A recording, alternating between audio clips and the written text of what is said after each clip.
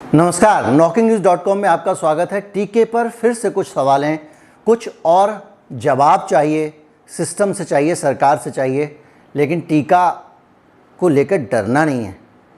मैं बताऊंगा कि क्यों मैं ये सारी बातें कह रहा हूँ। इस चैनल पे हम बहुत सारी बातचीत करेंगे, बहुत सारे खबरें लेके आएंगे। कहीं मत जाइए, चैनल को सब्सक्राइब कर लीजिए। ये मेरा नया चैनल है क्योंकि नॉकिंग न्यूज़ जो है उस पर कुछ लोगों की बुरी नज़र लग गई है, जिसके कारण वो संकट में चल रहा है। हमको इस चैनल को खड़ा करना है, अब हमें इसके साथ चलना है। चैनल सब्सक्राइब कर लीजिए, फिर बातचीत शुरू करते हैं। मेरे पास पिछले कई दिनों से कुछ फ़ोन आ रहे हैं। कुछ नमस्कार, मैं हूँ गिरीश कि सरकार अगर चाहे तो कल 30 से 35 रुपये पेट्रोल का दाम कम हो सकता है। जुड़े हैं, कम लोग जुड़े हैं, क्या होगा। कई बार हम अपने दिमाग के जो सवाल हैं ना, उनको नज़रअंदाज कर देते हैं। बेहद दर्दनाक, बेहद शर्मनाक और दिल दहलाने वाली दास्तान है। जो गरीब आदमी है उसके लिए रेल में यात्रा करना करीब करीब नामुमकिन हो जाएगा। नमस्कार, जय।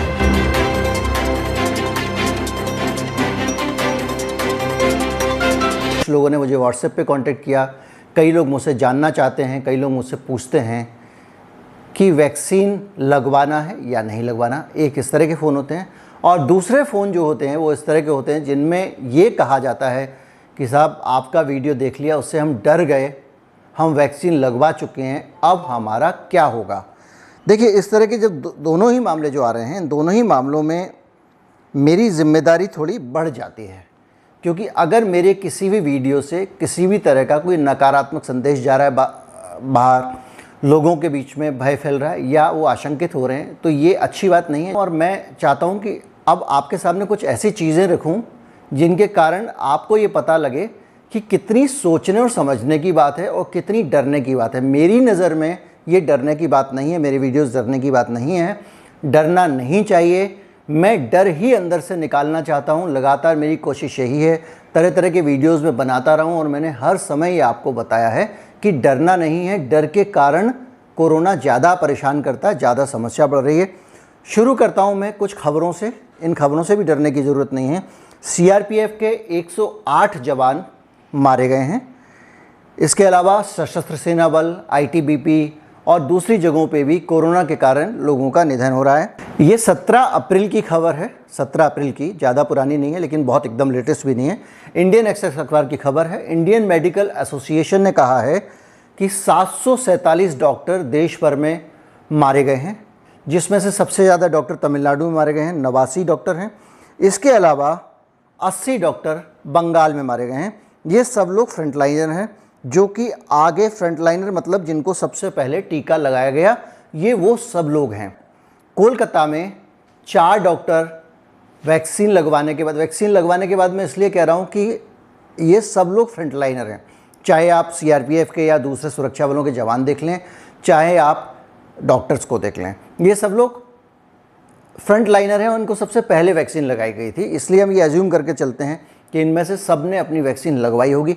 हो सकता है कुछ लोगों ने ना लगवाई हो, क्योंकि इस देश में ये अधिकार है, आप चाहें तो वैक्सीन लगवाएं, चाहे तो नहीं लगवाएं। ज़बरदस्ती टीका किसी को नहीं लगाया जा रहा है। हालांकि डिसिप्लिन फोर्सेस में जब कमांड आती है तो अपनी इच्छा जो है वो उस तरह से अलग रह नहीं जाती है। एक और दर्दनाक कहानी है। एक डॉक्टर साहब थी और वो टीका लगवा चुकी थी, उनका निधन हो गया। बहुत जाने माने अस्पताल की डॉक्टर थी और उन्होंने बड़ा दर्दनाक अपना एक संदेश लिखा फेसबुक। दिल्ली में एक 26 साल के डॉक्टर जीटीबी अस्पताल में, उनको कोरोना हुआ।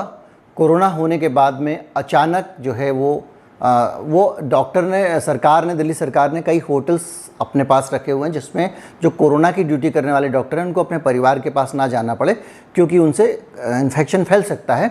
तो उन डॉक्टर्स को उन होटल में ठहराया हुआ, वो वहीं ठहरे हुए थे। वहाँ से वो अपने परिवार के पास मिलने के लिए गए थे। लौट के जब आए हैं तो वो अचानक उनको एक अटैक हुआ और पैरालिसिस, डॉक्टर्स ने ऑब्जर्व किया आसपास के, वो गायनोकोलॉजी डिपार्टमेंट में अपॉइंटेड थे जीटीबी हॉस्पिटल में। तो पता चला कि उनको जो है वो पैरालिसिस का अटैक हुआ है, बहुत हैवी क्लॉटिंग हो गई थी, वजह निकल के आई कोरोना। ये भी डॉक्टर थे, ये भी फ्रंटलाइनर थे। अपोलो अस्पताल के डॉक्टर जितेंद्र नाथ पांडे एम्स में मेडिसिन के हेड ऑफ द डिपार्टमेंट रह चुके थे। उनकी बहुत इज्जत थी मेडिकल फ्रेटर्निटी में। रिटायर होने के बाद वो अपोलो अस्पताल से जुड़ गए थे और वहाँ पे वो मरीजों के इलाज में लगे हुए थे। जब से उनको पॉजिटिव हुआ, होम क्वारंटाइन थे, उनको बचाया नहीं जा सका। ये सारे वो केसेस हैं, उस क्लासेस से हैं, उस वर्ग से हैं जो फ्रंट लाइनर हैं, जिनको अब तक दोनों वैक्सीन लग जानी चाहिए थे। अक्सर जब मैं ये डाटा कोट करता हूँ, कुछ लोग इसका अर्थ ये निकाल लेते हैं कि टीका लगाना मतलब मृत्यु निश्चित है, और बहुत सारे लोग लगातार ये भ्रम फैला रहे हैं सोशल मीडिया पे। उनके विचार हो सकते हैं, मैं उससे सहमत बिल्कुल नहीं हूँ कि जिसने टीका लगवा लिया उसका तो मरना निश्चित है, ऐसा बिल्कुल नहीं है। लेकिन मेरा पॉइंट जो है, मेरा सवाल ये है कि भाई ये जो सरकार है हमारी, अगर ये टीकाकरण कर रही है तो इसकी जिम्मेदारी बनती है कि ये जो चीज़ें हो रही हैं, जो इवेंट सामने आ रहे हैं, ये जो क्लॉटिंग के इवेंट आ रहे हैं, एक डॉक्टर क्लॉटिंग हुई, दूसरे डॉक्टर, मैंने अभी 2 दिन पहले आपको खबर दी थी, डॉक्टर रावत, उनको जो है उनको हार्ट अटैक हो गया। बड़ी संख्या में हार्ट अटैक के केसेस आ रहे हैं वैक्सीन के बाद में।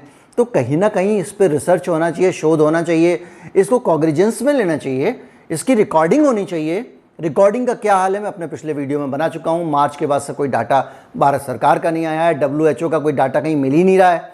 तो इस तरह से जब चीज़ें होंगी तो समाज में गलत संदेश जाता है, एक भय फैलता है। अब कुछ लोग हो सकता है इसमें ये कहें आप तो वैक्सीन के सपोर्ट में या आप वैक्सीन के विरोध में। मैं पहले भी कह चुका हूँ कि कुछ भी ब्लैक एंड वाइट नहीं होता, और मैं ब्लैक एंड वाइट को दुनिया में देखने वाला वर्णांध नहीं हूँ।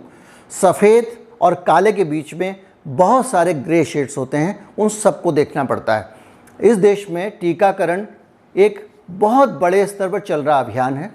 उस अभियान के ज़रिए एक भी व्यक्ति का निधन ना हो, उसका बुरा ना हो, उसको कोई परेशानी ना हो, ये इंश्योर करना हम सबकी जिम्मेदारी है, और सरकार की जिम्मेदारी सबसे पहले है। अगर कुछ लोग भी, जो कि सरकार का दावा है, उसका शिकार हो रहे हैं तो वो सवाल उठाना हमारी जिम्मेदारी है। हमारा फ़र्ज़ बनता है ये पूछना कि जैसे जैसे टीकाकरण तेज़ हो रहा है, वैसे वैसे बीमारी के आंकड़े क्यों बढ़ते हुए सामने आ रहे हैं, इस पर स्पष्टीकरण होना चाहिए। क्योंकि अगर आप ये स्पष्टीकरण नहीं देंगे तो बहुत सारे लोग जो है वो समाज में इन आंकड़ों को स्टडी कर रहे हैं और आपस में बांट रहे हैं। सोशल मीडिया का ज़माना है। अब कोई आदमी टाइम्स ऑफ इंडिया का भरोसा नहीं बैठता है, सरकार की प्रेस रिलीज के भरोसे नहीं बैठता है। उसके दिमाग में जब भी कुछ आता है वो झट से गूगल खोल के बैठ जाता है, देखूं तो ज़रा इंडिया में पहले केसेस कितने थे, अब कितने हो गए हैं, देखूं तो ज़रा इंडिया में वैक्सीन कब से लगने शुरू हुई थी, वो मिलाना शुरू कर देता है। यही काम सब लोग कर रहे हैं, मैं भी कितने सारा एनालिसिस लेके आता हूँ। तो इन सब चीज़ों को आपको समझना चाहिए। तो ये जो बड़ी बात है वो यही है। इसके अलावा एक बहुत बड़ा खतरा जो है, जिस पे सरकार से अब जवाब मांगने का समय, और सरकार को इस पर काम करना चाहिए ईमानदारी से, कि ये जो म्यूटेशन हो रहा है, क्योंकि भारत में अब जो मामले आ रहे हैं दोनों वैक्सीन से मौत के बाद के मामले, क्योंकि सरकार पहले कहती थी कि वैक्सीन जो है उसके बाद में किसी की डेथ नहीं होगी, सिर्फ परेशानी होगी, जान बच जाएगी। ये वैक्सीन बनाने वाले भी कहते थे। लेकिन अब जो है वही वैक्सीन बनाने वाले ये डाटा लेके आ रहे हैं कि भाई हमारे वैक्सीन जो है वो 80% मामलों में उन्होंने सेव कर दिया, 90% मामलों में सेव कर दिया।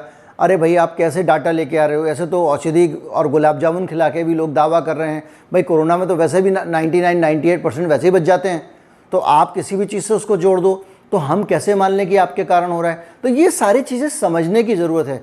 वैक्सीन एक्चुअली काम कर रही है नहीं कर रही है, क्योंकि बड़े बड़े लोग जो है, बड़े बड़े डॉक्टर, वो लगातार इसका शिकार हो रहे हैं। दोनों वैक्सीन के बाद डेथ कैसे हो रही है, ये बड़ा कंसर्न है, और इसका जवाब तो सरकार को देना ही चाहिए। अब मेरे को लगता है कि अब आप लोग बहुत स्पष्ट रखें इस दिमाग में, ये खारिश और एलर्जी नहीं है, ये कुछ और सांस फूलने की समस्या नहीं हो रही है जो थोड़ी देर में कम हो जाएगी, ये किसी और तरह का साइड इफेक्ट नहीं है जिसको आप मैनेज कर लें, ये उस तरह का साइड इफेक्ट है जो प्राण ले रहा है। या तो इस साइड इफेक्ट को प्राण लेने से कैसे बचाया जाए, इसका कुछ इंतजाम होना चाहिए, इस पर कुछ काम होना चाहिए, जिसको लेके खोल के आधिकारिक तौर पर ना तो सरकार ने ना WHO ने कोई भी घोषणा की है, जो बहुत चिंता की बात है। हम लगातार आवाज़ उठा रहे हैं, लेकिन हमारा आवाज़ उठाने का मकसद ये नहीं है कि हम एक पूरे सिस्टम के अभियान को डिस्करेज करें, लेकिन हमारा ये सवाल हमेशा रहेगा कि आखिर तुम कर क्या रहे हो, कब तक करते रहोगे? खौफ फैल रहा है, लोगों के मन में ये संशय आने लग गया है कि वैक्सीन लगवाना ठीक रहेगा कि नहीं रहेगा। ये आ रहा है, कहीं ऐसा तो नहीं है वैक्सीन लगाने से मेरी हालत बिगड़ जाए? क्योंकि लोग मेरे ग्रुप में बहुत मेरे लगातार वीडियोस के नीचे लोग कमेंट मार रहे हैं, लिख रहे हैं कि भाई हमारे पड़ोस में ऐसा आदमी था, उसकी दोनों वैक्सीन लगवा चुकी थी, उसके साथ ऐसा हो गया, हमारे परिचित का ऐसा हो गया, फलां गांव में ऐसा हो गया, इस जगह ऐसा हो गया, और वो सारे कमेंट, तो वो कमेंट आ रहे हैं, यानी जनता के बीच में एक राय बन रही है। और ऐसे में बहुत बड़ा रोल हो जाता है मीडिया का कि वो सरकार को कहे कि आप रिस्पॉन्सिबिलिटी के साथ में सामने आइए और बताइए कि ये क्यों और कैसे हो रहा है और क्या हो रहा है। वो ही काम मैं यहाँ पे कर रहा हूँ। वीडियो कैसा लगा ज़रूर बताएं, इसको ज़्यादा से ज़्यादा लोगों तक पहुँचाएँ। मेरा एक चैनल बंद होने के कगार पे है, मैं चाहता हूँ कि अब आप इस चैनल से जुड़ जाएँ ताकि ज़्यादा ताकत के साथ अपनी आवाज़ को आगे बढ़ाया जा सके। नमस्कार, जय हिंद।